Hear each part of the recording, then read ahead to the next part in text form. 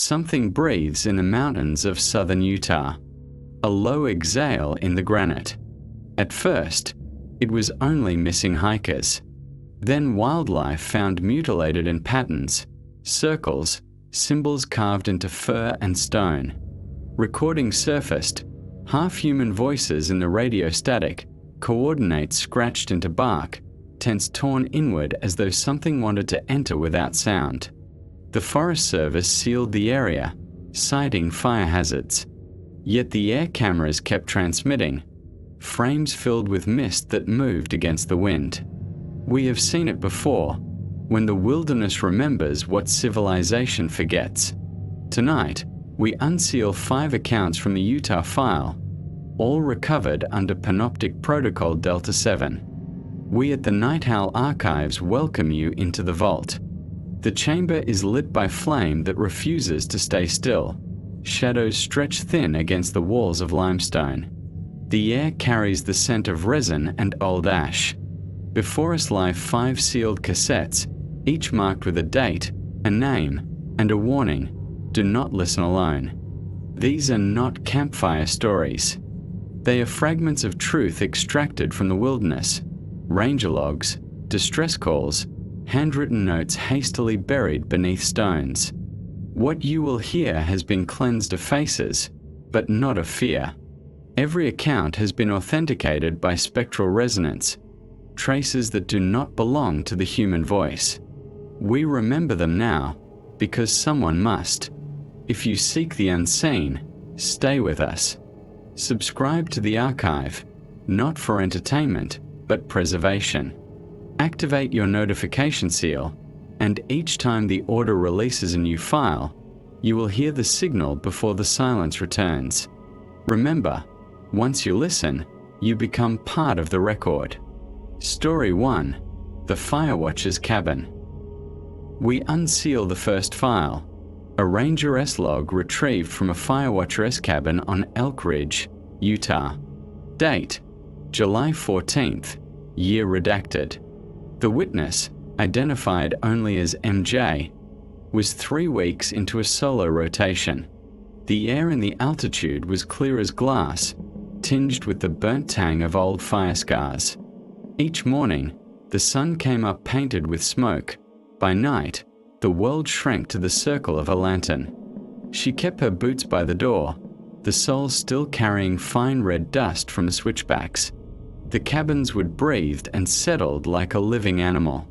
On the wall, a fire map marked in pencil. On the table, 2 mugs, one chipped, one clean. It began that night with a scratching beneath the floorboards. At first, she blamed mice.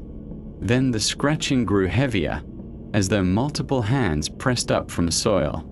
She tried to ignore it, until she woke to the unmistakable sound of her lantern glass being touched by fingernails. Stepping out onto the porch, mist pulled between the pines.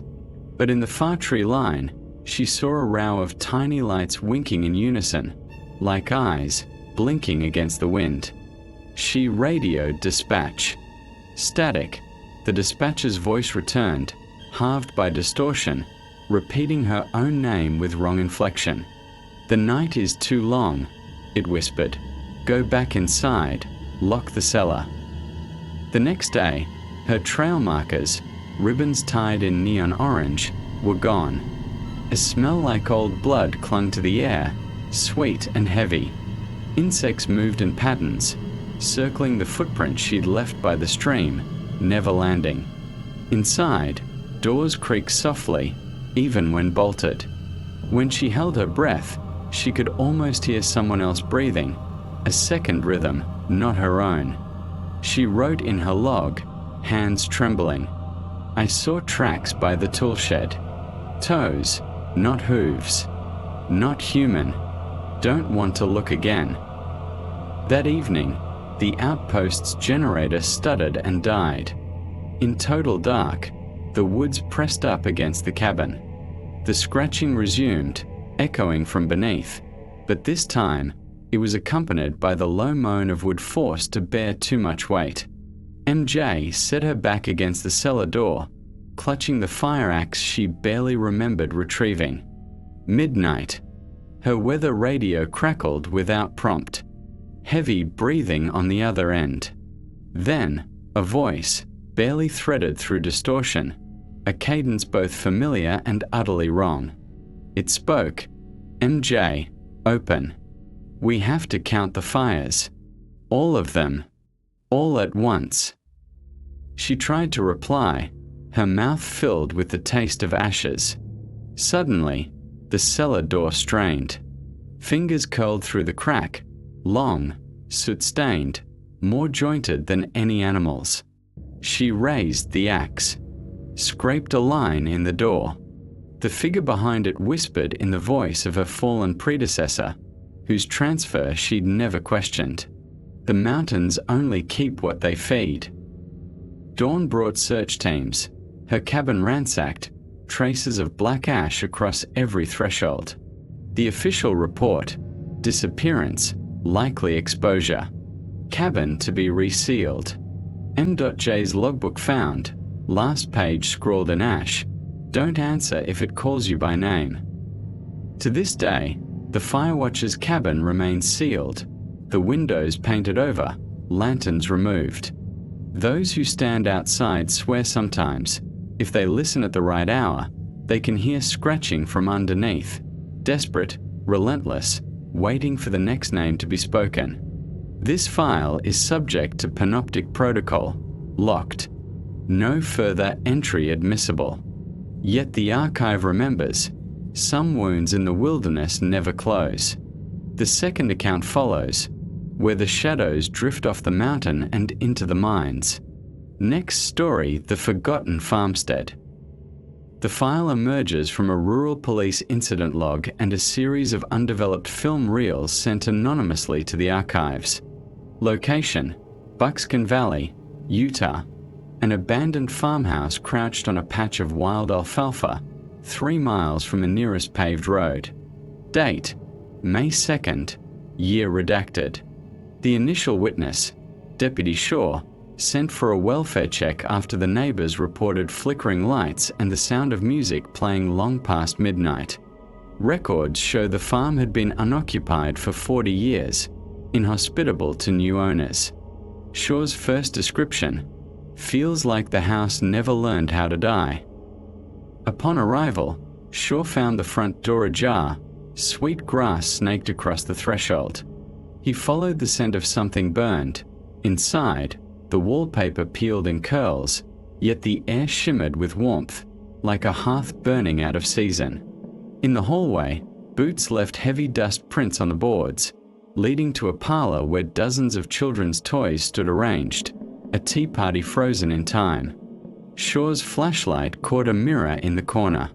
It reflected not the room, but the porch, where someone, pale, tall, mouth covered by stitched linen, rocked gently in a chair.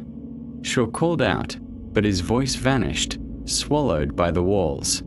Every time he stepped, the floor sang low, as if echoing footsteps from rooms never entered. The parlor clock ticked backwards, time unwinding. On each reel of film, images appeared, blurred faces, irises glowing, a family eating supper even as their mouths stayed closed. He moved toward the kitchen. The scent shifted from hearth smoke to something sour and metallic. Written on the fridge, "We are still waiting for dinner." Shaw felt his skin ice over. He heard a lullaby sung by a voice that trembled in 3 octaves at once. Shadows in the wallpaper peeled themselves into crude figure shapes, crawling into corners unseen. He fled upstairs, drawn by the sound of running water, finding a bathroom sink running with thin, dark liquid. Scribbled on the mirror, "Who will feed the house?" Downstairs, the music resumed. The toys began to move, slow, mechanical, never graceful. A tall figure stood at the parlor center, holding a dinner plate covered in ash, eyes vacant. It beckoned. Shaw tried to leave, but each doorway spit him into another room, always returning to the parlor. He realized the house was hungry, waiting for ritual, wanting, remembering. Someone whispered in his ear, voice sweet and rotted, "If you leave hungry, you come back hungrier." He dropped the flashlight. The lens fractured, spilling half light through 100 corners. At dawn, neighbors found Shaw on the front porch, gripping a rusted dinner knife, eyes glazed. He spoke only in riddles, never about the house again. The farmhouse remained sealed, now surrounded by wild growth and songbirds that refused to nest. Film reels confiscated, undeveloped. Each time police revisit, doorways are found one farther apart than before. The written protocol: do not cross the grass after sundown. The house waits with empty arms. Household ritual protocol initiated. We at Night Owl remember, for some structures, hunger is the only inheritance. The final record beckons, where wilderness and sky meet in an aerial rescue that became a witness to the impossible. Next story, Sky Burial, the rescue that never returned. File 5 was decrypted from an emergency pilotess audio log and the silent footage captured on a rescue drone. Location: high over the Vermilion Cliffs, Utah, where sandstone towers and sheer sky crash together. Date: August 12th, year redacted. Witness: Lieutenant Asta, aerial paramedic, dispatched after a distress beacon signaled from an uncharted mesa. She recorded a single sentence before liftoff: "There's nowhere safe to land, and something is signaling to us." As the copter approached, the air thickened, humming with static electricity. Cloud formations moved in unnatural choreography, like fingers curling through fog. Asta reported a shadow racing against her flight path, keeping perfect pace across ravines below.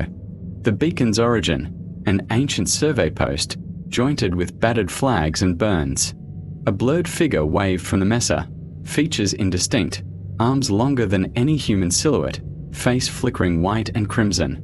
Upon touchdown, drone footage shows the ground pulsing with irregular shadows, which rarely match the figures in frame. Asta's medical kit froze inside the helicopter. A thin layer of frost coated every surface despite the August heat. Following the signal's echo, she discovered a ring of old camping equipment weeping condensation, each item labeled with names documented as missing for decades. Her radio filled with discordant whispers, coded fragments, repeated orders from past search missions never completed. She set flares, hoping to be seen, but the light seemed absorbed into the dusk, failing to reach the rim. Asta encountered tattered clothing wound around a cairn, each knot tied in a precise, ritual pattern. She reported, "There is no wind, but flags keep stretching toward the east." Night fell in one sweep, no sunset, just a collapse of gold into velvet shadow. Suddenly, the drone recorded a towering figure crossing the rim, body swaying in 3 rhythmic pulses, eyes reflecting a cold, impossible blue. It carried a bundle, half human, half flesh, whispering to itself in fractured language.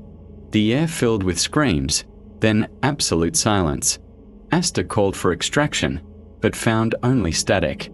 Her final transmission broke pattern, whispering, "We are not meant to set foot here.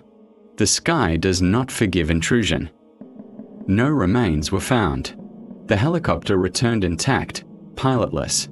Inside, only one item: Asta's medical badge, newly etched with symbols not permitted in any known protocol.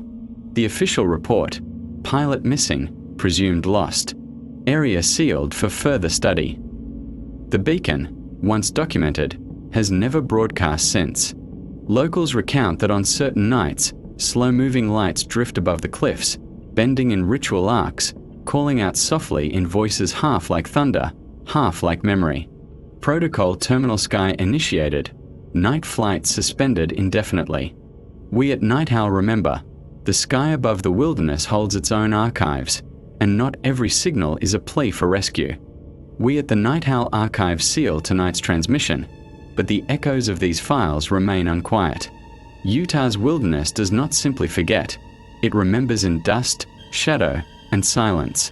The Firewatcher's cabin, where midnight is never truly empty and names are devoured by darkness. The Whisper Tunnel, where stone listens and the voices of the lost burrow deeper every year. The Ridge Runner's Vigil, where something sprints just behind the human heartbeat eager to catch what tires. The forgotten farmstead, where hunger survives in empty rooms and ritual repeats what memory conceals. The sky burial, where even the clouds are archives and every signal might summon an impossible watcher. Still, these files are not closed. Tonight's truths have joined the forbidden vault, but their suffering, awe, and horror remain within you, the listener, now a keeper of the records. Every tale leaves residue, footprints that print ahead of you, breaths that line the cold, stains that survive beneath paint and protocol. Seek not comfort, for every revelation is a curse shared, a wound spread from solitude to kin, from wilderness to civilization. If you have encountered something beyond the boundaries of daylight, record it. Submit your testimony to the vault, and the Night Owl Order may one night unseal your own forbidden history. Subscribe if you wish to become an accomplice in memory. Activate your notification seal if you wish the archives to summon you the moment new darkness is uncovered. You do not simply hear these stories. Once you listen, you are never alone in the wilderness again. The wilderness keeps what we abandon. The archive keeps what the wilderness aches to forget. Good night.